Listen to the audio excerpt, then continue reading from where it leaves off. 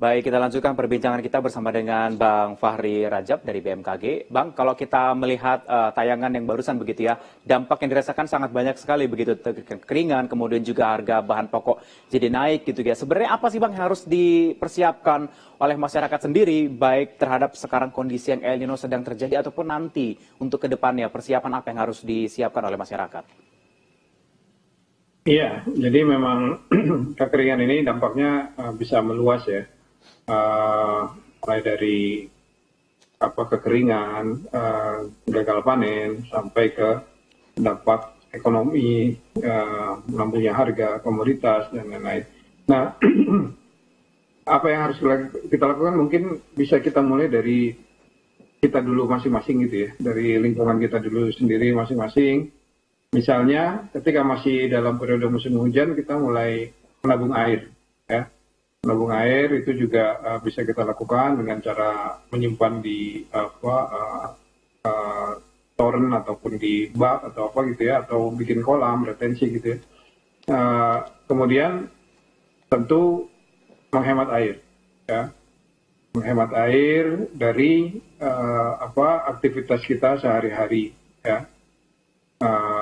Dari aktivitas-aktivitas yang banyak menggunakan air yang bisa dikurangi itu mungkin kita bisa mulai kurangi. Jadi mungkin intinya mari kita mulai dari diri dan lingkungan kita dulu masing-masing gitu ya. Nah kemudian dalam skala yang lebih luas ya tentu pemerintah baik pusat maupun daerah melakukan langkah-langkah antisipasi seperti memastikan saluran irigasi, kemudian ketersediaan air, suplai air yang lancar itu juga mungkin yang perlu kita lakukan. Oke, baik. Tadi kan prediksi BMKG juga kalau El Nino ini akan berakhir ataupun selesai masih di 2024 awal juga masih akan terjadi begitu ya Bang ya. Apakah prediksi ini bisa jadi akan mundur juga, akan menjadi lebih lama begitu Bang? Iya, BMKG terus melakukan updating perakiraannya ya. Namun dari beberapa kali update yang kami lakukan update terkini yang kami lakukan memang kami perkirakan El Nino akan berakhir di awal 2024, kemudian memasuki fase netral. Namun kalau kita bicara dampaknya, dampak terhadap hujan, dampak terhadap kekeringan itu akan mulai berkurang ketika kita sudah mulai memasuki periode musim penghujan di November nanti. Ya, saat ini di bulan September, seperti tadi saya sampaikan, beberapa wilayah sudah mulai hujan nih, seperti di Sumatera bagian utara ya, Sumatera Utara, Aceh, kemudian Riau bagian utara itu udah mulai juga ada hujan. Dan di Oktober semakin meluas wilayah yang mulai terjadi hujan dan di November lebih luas lagi. Baik. Jadi harapannya walaupun El Nino-nya belum berakhir, tapi dampaknya sudah semakin berkurang karena sudah mulai ada hujan. Baik. Kalau kita melihat kondisi Jakarta saat ini dengan polusi udara yang semakin meningkat, begitu ya Bang ya, bagaimana kondisi untuk di Jakarta? Kapan hujan kira-kira turun Bang? Sudah mulai kapan? Iya, secara umum memang saat ini Jakarta dan juga Jabodetabek ya masih dalam periode puncak musim kemarau ya. Musim penghujan di Jabodetabek diperkirakan baru mulai masuk itu di akhir Oktober nanti ya. Tapi kalau di Jabodetabek bagian selatan seperti Bogor, Depok itu mungkin di pertengahan Oktober udah mulai masuk musim penghujan. Tapi kalau DKI sendiri kita perkirakan antara akhir Oktober sampai awal November itu baru masuk periode musim penghujan. Oke, baik. Koordinasi dari BMKG Pusat dengan teman-teman yang ada di daerah begitu Bang, adakah mitigasi ataupun peringatan yang disampaikan ke teman-teman terkait dengan El Nino ini Bang? Ataupun dampak setelah El Nino apa, kemudian setelah El Nino nanti akan ada apa lagi? Koordinasinya bagaimana Bang? Ya, baik Bang Ishak. Jadi BMKG, baik itu di level pusat ya maupun di daerah, kami di tiap provinsi ada kantor.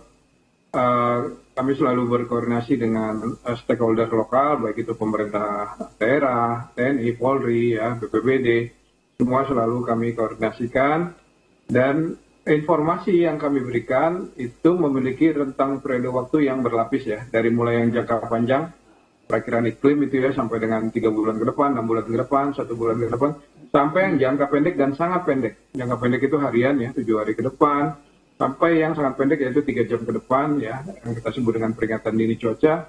Itu selalu kami update, selalu kami diseminasikan kepada stakeholder di seluruh wilayah di Indonesia, dan juga kami memberikan rekomendasi apa yang harus dilakukan terkait dengan kesiapsiagaan. Oke, Bang, ini kan kondisinya sangat panas begitu ya, terkait dengan kondisi El Nino ini ya. Bagaimana monitoring dari BMKG begitu? Apakah ada kerjasama dengan instansi terkait gitu, terkait dengan bagaimana menjaga ataupun memantau hotspot agar tidak terjadinya kebakaran?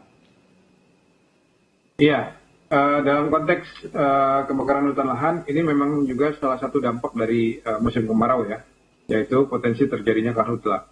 BMKG melakukan pemantauan titik panas atau hotspot itu setiap hari dengan updating tiap 10 menit.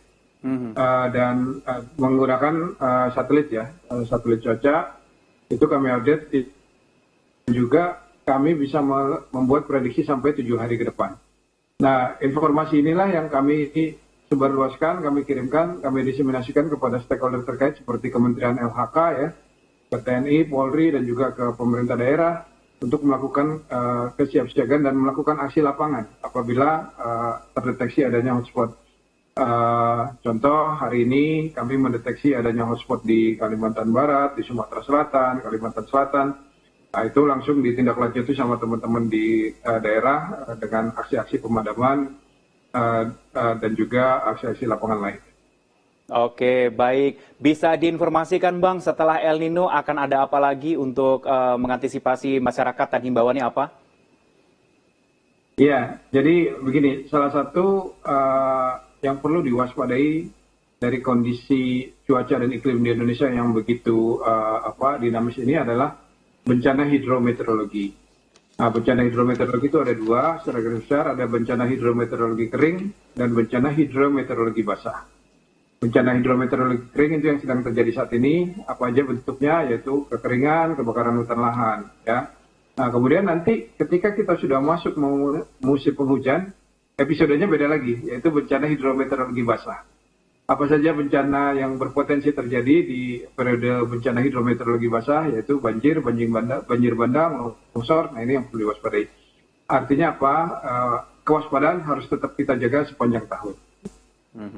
Baik, kita tunggu terus updatean dari BMKG terkait dengan kondisi yang akan terjadi di Indonesia, bagaimana supaya masyarakat Indonesia bisa mempersiapkan ketika ataupun bencana yang akan terjadi di Indonesia ini akan melanda begitu Bang ya. Terima kasih Bang Fahri Rajab, Kepala Pusat Informasi Perubahan Iklim BMKG telah bergabung bersama kami di Newsroom.